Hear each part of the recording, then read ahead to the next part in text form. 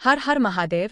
रोज पूजा के लिए किसी के बगीचे से बिना पूछे फूल, तुलसी पत्र और बेल पत्र तोड़कर आप लाते हो तो हो जाए सावधान, ये होता है पाप। जी हाँ मित्रों, एक बार भगवान विष्णु जी ने धरती पर घूमने का मन में विचार किया। वैसे भी कई साल बीत गए थे धरती पर आए और वह अपनी यात्रा की तैयारी में लग गए। स्वामी को तैयार होता देखकर लक्ष्मी माँ ने पूछा, आज सुबह सुबह कहाँ जाने की तैयारी हो रही है? विष्णु जी ने कहा, है लक्ष्मी, मैं धरती लोक पर घूमने जा रहा हूँ।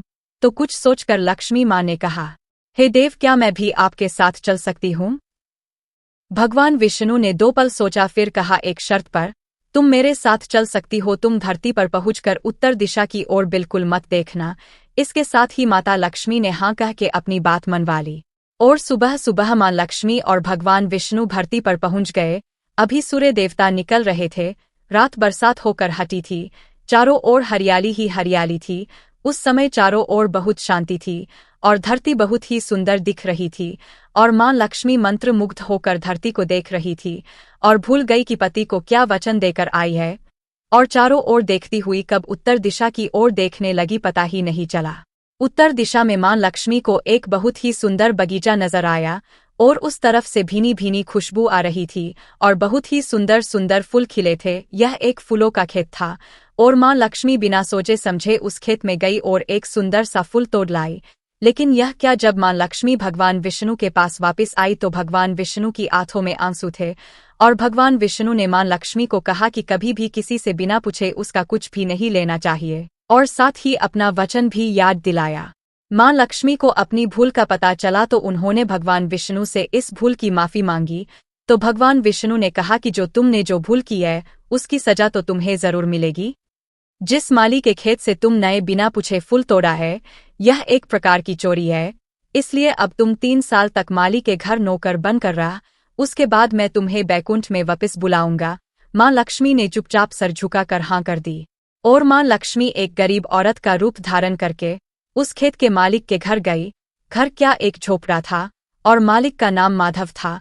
माधव की बीबी, 2 बेटे और 3 बेटियां थी। सभी उस छोटे से खेत में काम करके किसी तरह से गुजारा करते थे। मां लक्ष्मी जब एक साधारण और गरीब औरत बनकर जब माधव के झोपड़े पर गई तो माधव ने पूछा, बहन तुम कौन हो और इस समय तुम्हें क्या चाहिए? तब मां लक्ष्मी ने कहा, मैं एक गरीब औरत हूँ, मेरी देखभाल करने वाला कोई नहीं है। मैंने कई दिनों से खाना भी नहीं खाया, मुझे कोई भी काम दे, साथ में मैं तुम्हारे घर का काम भी कर दिया करूँगी। बस मुझे अपने घर में एक कोने में आसरा दे दो। माधव बहुत ही अच्छे दिल का माली था, उसे दया आ गई। लेकिन उसने कहा, बहन मैं तो बहुत ही गरीब हूँ, मेरी कमाई से मेरे घर का खर्च मुश्किल से चलता है। लेकिन अगर मेरी 3 की जगह 4 बेटियां होती तो भी मुझे गुजारा करना था।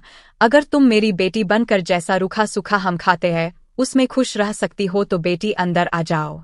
माधव ने मां लक्ष्मी को अपने झोपड़े में शरण दे दी और मां लक्ष्मी 3 साल उस माधव के घर पर नौकरानी बनकर रही। जिस दिन मां लक्ष्मी माधव के घर आई थी उससे दूसरे दिन ही माधव को इतनी आमदनी हुई फूलों से कि शाम को एक गाय खरीद ली। फिर धीरे धीरे माधव ने काफी जमीन खरीद ली और सबने अच्छे अच्छे कपड़े भी बनवा लिए और फिर एक बड़ा पक्का घर भी बनवा लिया। बेटियों और बीबी ने गहने भी बनवा लिए और अब मकान भी बहुत बड़ा बनवा लिया था। माधव हमेशा सोचता था कि मुझे यह सब इस महिला के आने के बाद मिला है, इस बेटी के रूप में मेरी किस्मत आ गई है मेरी। और अब 3 साल बीत गए थे लेकिन मां लक्ष्मी अब भी घर में और खेत में काम करती थी। एक दिन माधव जब अपने खेतों से काम खत्म करके घर आया तो उसने अपने घर के सामने द्वार पर एक देवी स्वरूप गहनों से लदी एक औरत को देखा। ध्यान से देखकर पहचान गया, अरे यह तो मेरी मुंह बोली चौथी बेटी यानी वही औरत है। और पहचान गया कि यह तो मां लक्ष्मी है। अब तक माधव का पूरा परिवार बाहर आ गया था और सब हैरान होकर मां लक्ष्मी को देख रहे थे। माधव बोला, हे मां हमें माफ कर, हमने तेरे से अनजाने में ही घर और खेत में काम करवाया। हे मां यह कैसा अपराध हो गया, हे मां हम सबको माफ कर दे। अब मां लक्ष्मी मुस्कुराई और बोली, हे माधव तुम बहुत ही अच्छे और दयालु व्यक्ति हो। तुमने मुझे अपनी बेटी की तरह से रखा, अपने परिवार के सदस्यों की तरह रखा। इसके बदले में तुम्हें वरदान देती हूँ कि तुम्हारे पास कभी भी खुशियों की और धन की कमी नहीं रहेगी। तुम्हें सारे सुख मिलेंगे जिसके तुम हकदार हो। और फिर मां अपने स्वामी के द्वारा भेजे रथ में बैठकर बैकुंठ चली गई। आप सभी का दिन शुभ हो। अगर ये कहानी आप लोगों को पसंद आई हो तो कमेंट में जय माता लक्ष्मी लिख करके वीडियो को एक लाइक करके चैनल को भी सब्सक्राइब कर लें। धन्यवाद। हर हर महादेव।